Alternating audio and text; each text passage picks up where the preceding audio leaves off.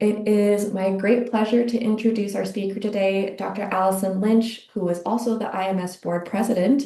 Dr. Lynch is a clinical professor of psychiatry and family medicine at University of Iowa Healthcare in Iowa City, where she is also the director of the UI Addiction and Recovery Collaborative.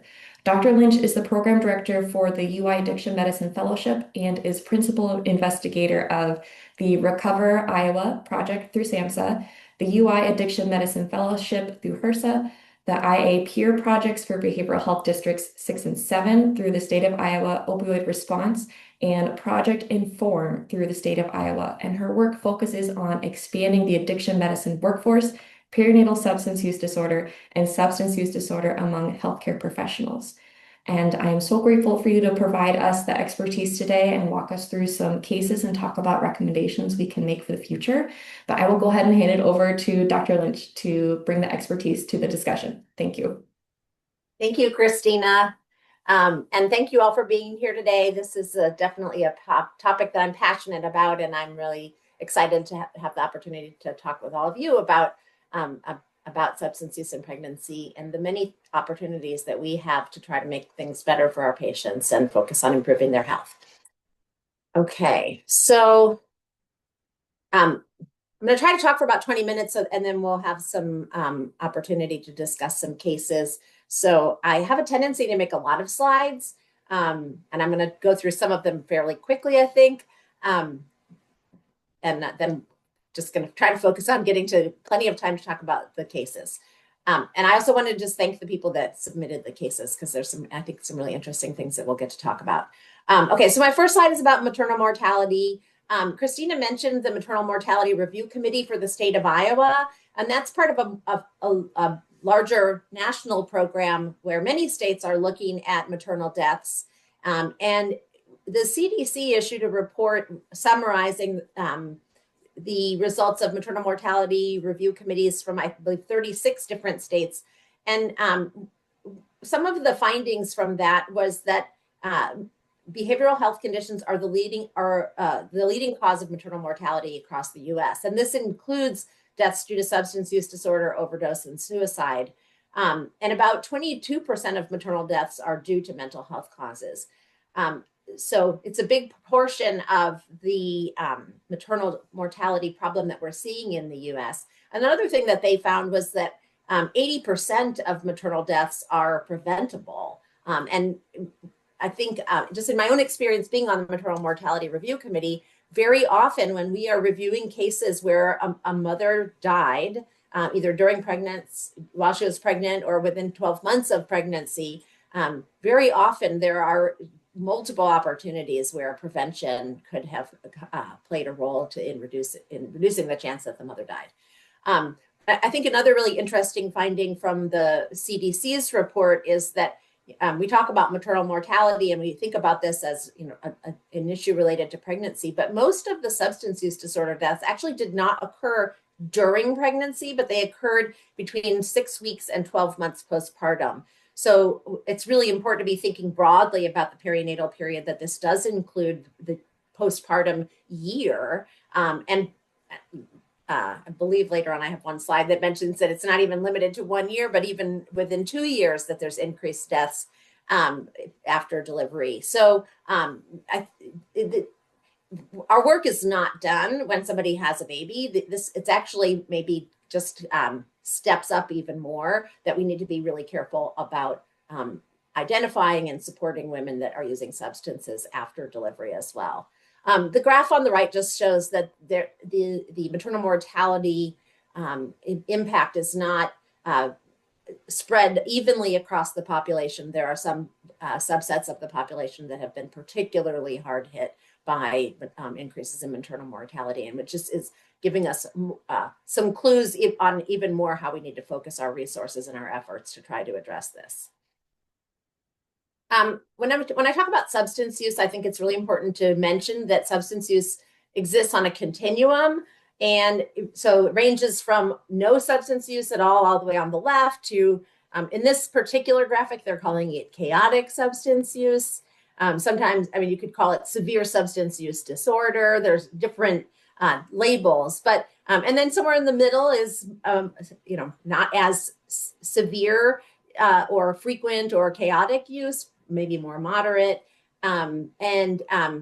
So at any given time, you could take somebody and put them somewhere on this spectrum with respect to their the role that substance use is playing in their life. But it's also important to consider that most people are not fixed in one point on this spectrum, but during the course of their life or during the course of their use disorder or their recovery, they may be moving around on this spectrum as well. And it's also important to remember that people use substances for a variety of reasons, which include social, cultural, and medical reasons. Many people use substances to cope with trauma, stress, or mental health challenges. Sometimes people actively do not use substance for some of the same reasons, for social or cultural or medical reasons. And again, because like I said, people do move around on this spectrum, something that could be non-problematic substance use at one point could turn into problematic substance use. Okay. So this is a slide with a lot of words. Basically, I have sort of two different definitions here. On the left is the definition of addiction as defined by the American Society for Addiction Medicine, or ASAM. And they define addiction as a treatable chronic medical disease that involves complex interactions among brain circuits, genetics, the environment, and an individual's life experiences.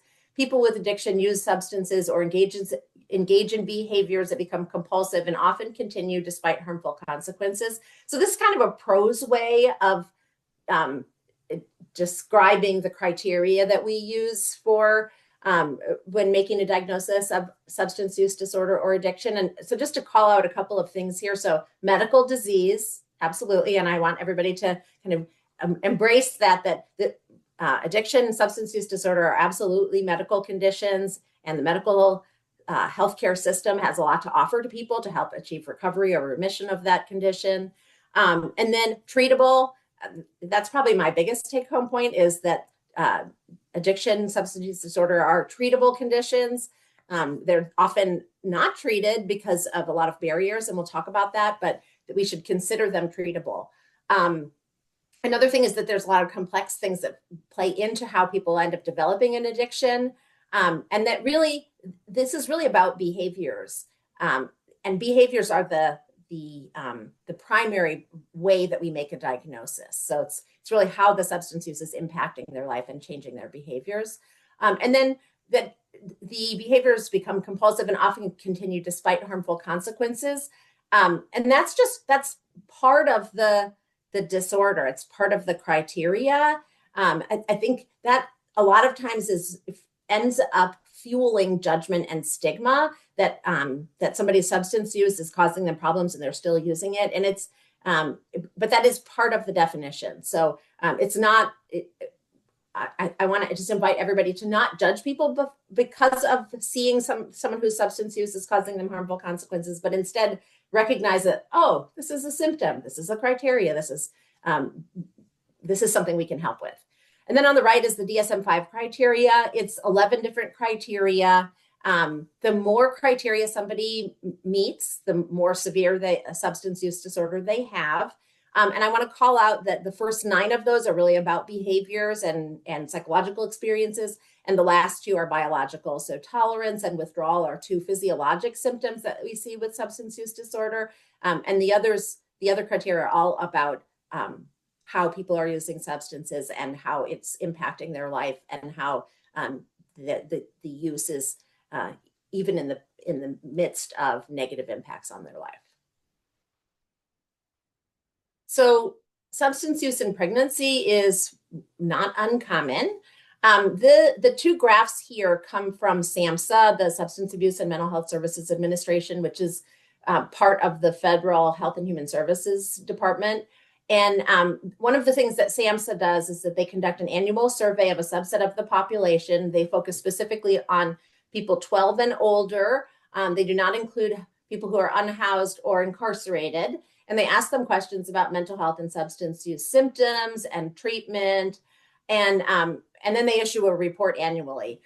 This graph is on the left has data from their report between 2016 and 2019. And although that's a little outdated, the data doesn't change dramatically from year to year, and they have not published a nice graph like this that looks specifically at substance use among pregnant women over several years. So I'm continuing to use this graph in my slides. But basically what you can see on the top, so they look at percent of pregnant women who reported past month or past 30-day substance use.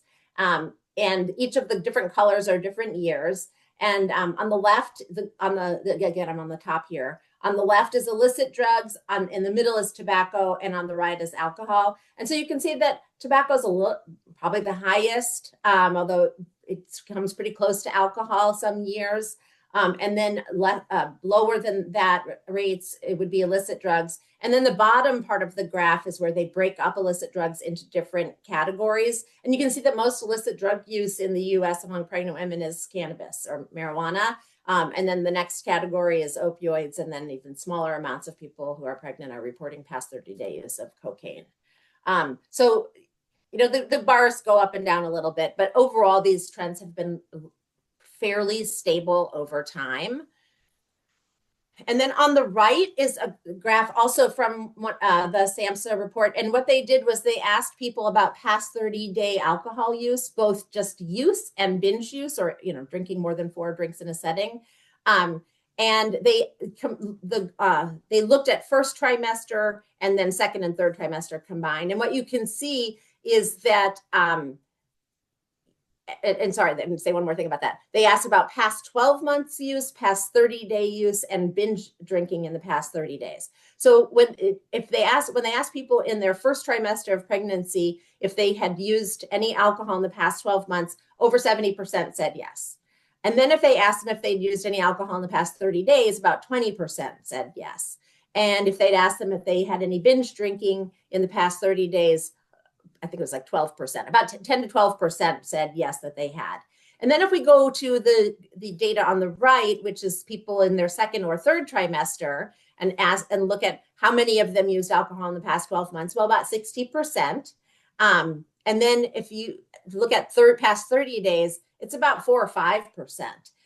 And then binge drinking is maybe 1 or 2%. So what this says is that alcohol use during pregnancy is most common in the first trimester than compared to the second and third trimester. And that's probably because many people are drinking alcohol up until the time they find out that they're pregnant. And as soon as they find out they're pregnant, they cut back or stop drinking altogether.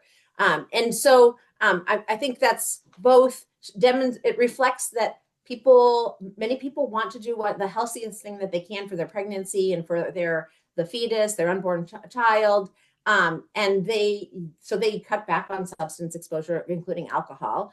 It also shows us that many people are drinking up until the time that they learn that they're pregnant. And I think that's a public health opportunity for us, because what we know from research looking at substance exposure and alcohol exposure during pregnancy is that there's no known safe amount of alcohol in pregnancy. There are a lot of potential risks associated with substance use during pregnancy. There's also a lot of unknowns related to what the risks are. And so I have that big question mark on the right because there's much we don't know. But of things that we do have some evidence for, there are risks for the person themselves who's pregnant, right? Substance use means they could develop a substance use disorder, and they also are potentially exposed to risks and harms associated with using substances. Whether that's related to smoking or related to injection drug use or related to alcohol, the pregnant person themselves just has some risks associated with substance use, which they have whether they're pregnant or not. And then we know that there is an increase in maternal mortality among women who use substances during pregnancy. And compared to people who did not use substances during pregnancy, people who did use substances in pregnancy have a significantly higher mortality rate, both at 1 year and at 2 years. And the numbers here are looking at 100,000 live births. And so for people who did use substances during pregnancy, the maternal mortality rate is 539 at 1 year and 736 at 2 years. And people who did not use substances in pregnancy or prenatally, the maternal mortality rate is 11 at 1 year and 85 at 2 years postpartum. So clearly, not necessarily caused, but associated with higher maternal mortality. And then there's effects on the pregnancy. Some substances are associated with an increased risk of premature rupture of membranes, placental abruption, preterm labor, preterm delivery, reduced nutrition, less prenatal care, withdrawal, preterm labor, and miscarriage as a side effect from withdrawal if they were to stop using substances while pregnant. There's risk to the fetus. Some substances are associated with intrauterine growth retardation, stillbirth, preterm birth, fetal intolerance of labor, and birth defects. And then for the neonate, they may experience withdrawal. They may have fetal alcohol spectrum disorder. They may have feeding difficulties related to in utero substance exposure. Then there are legal risks, including arrest and incarceration related to substance use. And then social risks include things like child protective services involvement, loss of custody of the child, and stigma. Okay, I have a couple slides that kind of say some of the same concepts. This is just now a list of some substances that have potential risk or are associated with adverse outcomes to the fetus and potential long-term risks. So alcohol is associated with fetal alcohol spectrum disorder, and long-term can confer learning disabilities and behavioral abnormalities in the offspring. For opioids, a newborn can have neonatal opioid withdrawal symptoms, and long-term risk. There's some more recent reports about potential hormonal abnormalities in offspring, especially associated with exposure to fentanyl or high-potency opioids. Methamphetamine can be associated with small for gestational age and preterm birth, and it does appear to be a potential increase in heart disease in the offspring, especially in female offspring. Cocaine also associated with small for gestational age and preterm birth. Less really clear about the effects in long-term for the offspring related to cocaine exposure. Maybe some behavioral changes, maybe changes in growth, but not completely clear. Cannabis has been associated with increased startle and irritability in a newborn, and there's concerns about behavioral changes in children exposed to cannabis in utero, but a lot we don't really know there. Tobacco is associated with small for gestational age and preterm birth and low birth weight, and associated with behavioral and inattentive problems in children who are exposed to tobacco in utero.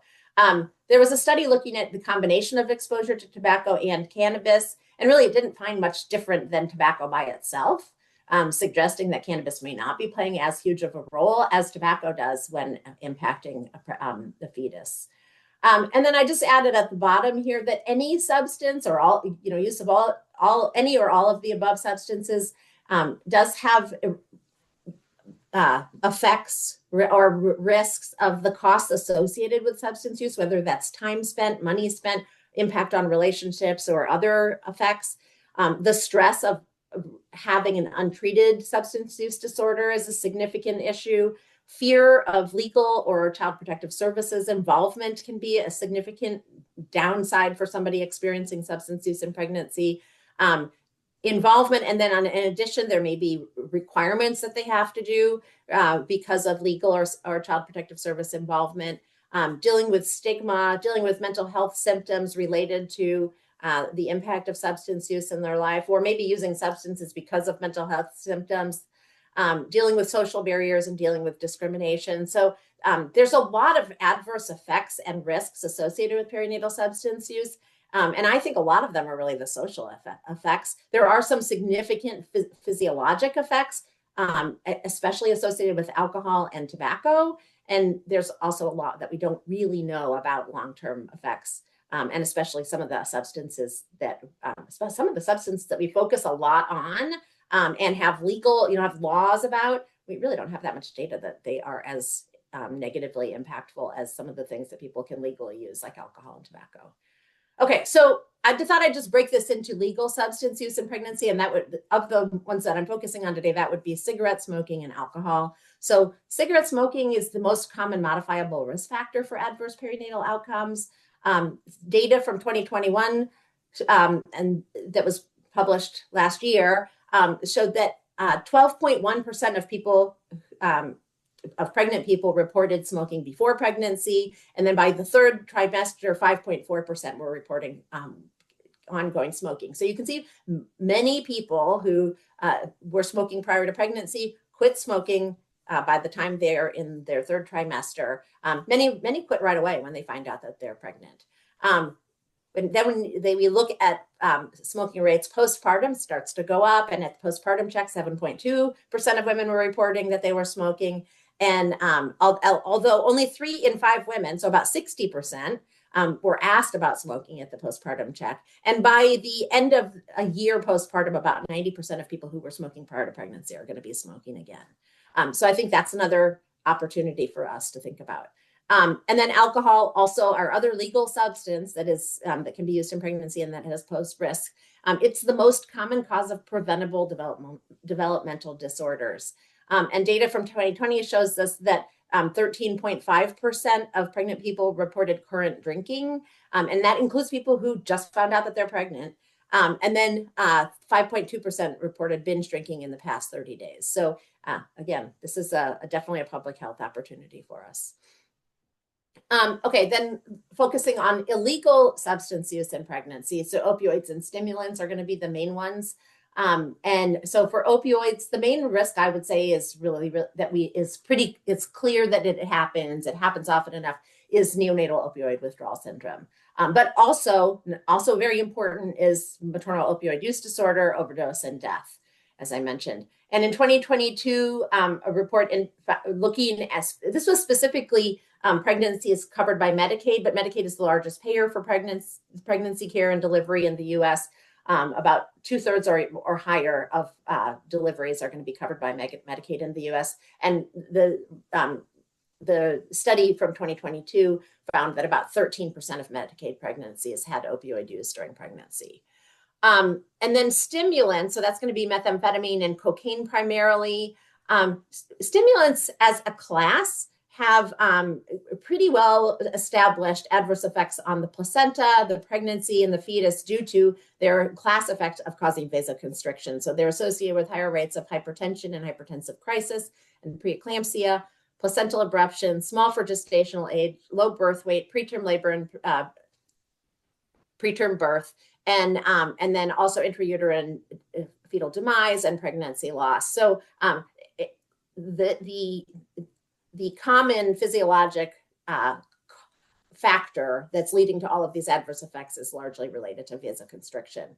The prevalence of stimulant use in pregnancy is not very well defined. And some studies indicate that it may be more common than opioid use disorder in pregnancy. And I would say in Iowa, that's my sense here, is that we see more stimulant use disorder in pregnancy than opioid use disorder in pregnancy. And then a couple of other substances to think about. So cannabis. And so I didn't put that as one of the illegal drugs because in many parts of the US, it is not illegal to use cannabis. And because the laws have been changing, we've seen cannabis use among women of reproductive age and pregnant women going up over the past decade or so. Cannabis it appears that it may be associated with low birth weight. There's concerns about neurodevelopmental effects in the fetus and offspring, but it's not, we don't know. The risk of that is unknown. One of the things that I see periodically with cannabis use in pregnancy is cannabinoid hyperemesis syndrome in pregnancy, which is generally treated with having people stop using cannabis. But acutely, we do recommend haloperidol for treatment of that.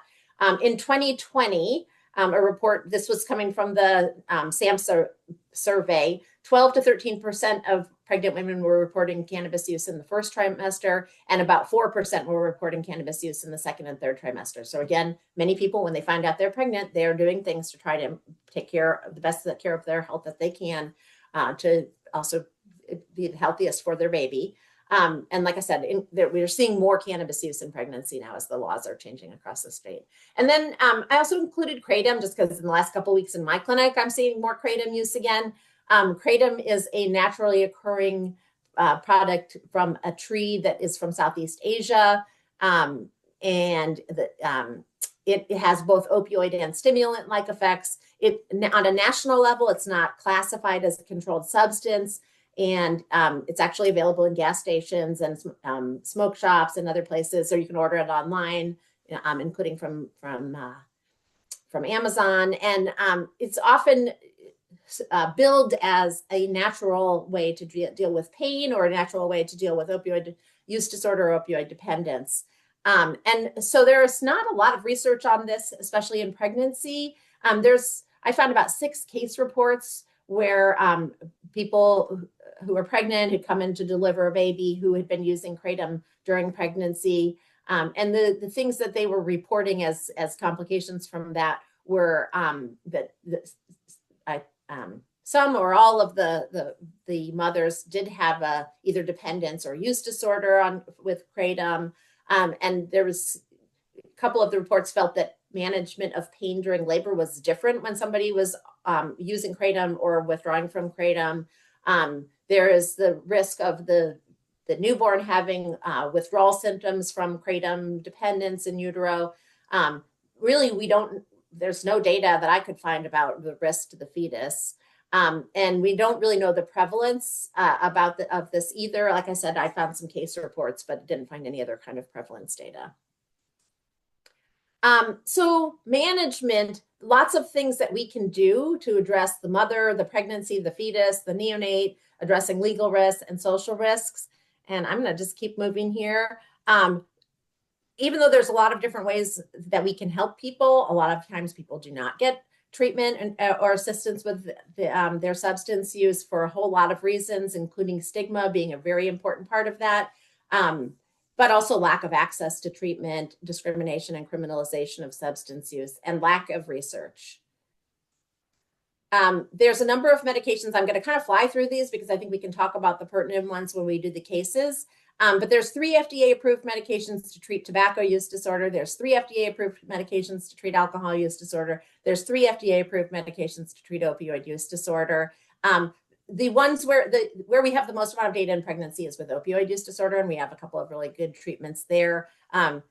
Surprisingly, we do not have as much data on treatment of alcohol or tobacco use disorder, even though these cause probably the biggest set of risks for use during pregnancy. And when you look at different recommendations, it's even conflicting at times on as far as like what treatments to offer your patients. So we also have off-label medications for addiction treatment. So for stimulant use disorder, both with methamphetamine and cocaine, there's no FDA-approved medication, but there are some medicines that have some evidence that they're more effective than placebo. And we will talk about those when we get to our cases.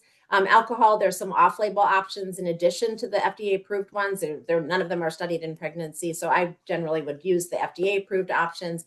And then with cannabis, there's nothing that's been there's nothing FDA approved, but there's also really no evidence in the literature that any medication helps reduce cannabis use for someone who has cannabis use disorder. And that's outside of pregnancy. So we really have nothing in pregnancy either. I just want to call out for stimulant use disorder that there is actually, while we don't have an FDA approved medication, we have a really effective treatment called contingency management. It's a non-pharmacologic treatment, and it basically sets up a system where people get rewards for recovery oriented behaviors and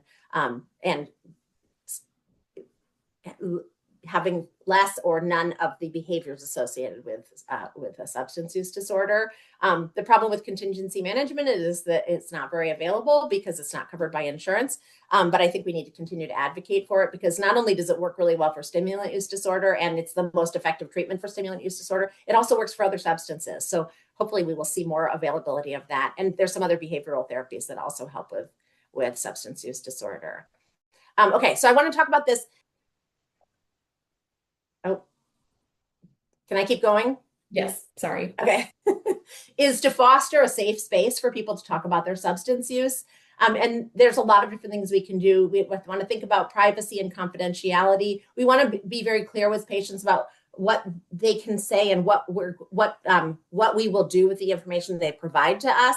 And then we also need to respect their boundaries as far as if they're not willing to share stuff, that's fine. Then it's on us to continue to try to work with them, build trust, create safety, so that they feel that they can share as much with us as we need them to provide good care to them.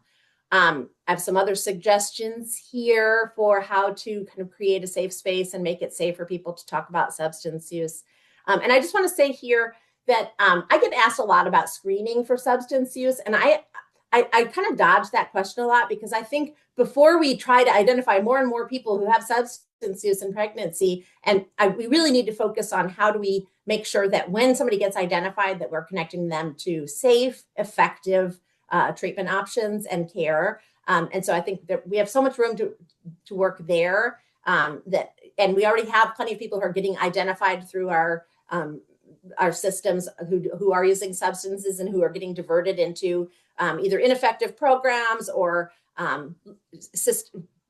systems that end up separating them from their children. I think we need to focus first on building a really effective treatment plan, and then we can increase our screening for people. Just my 2 cents about it.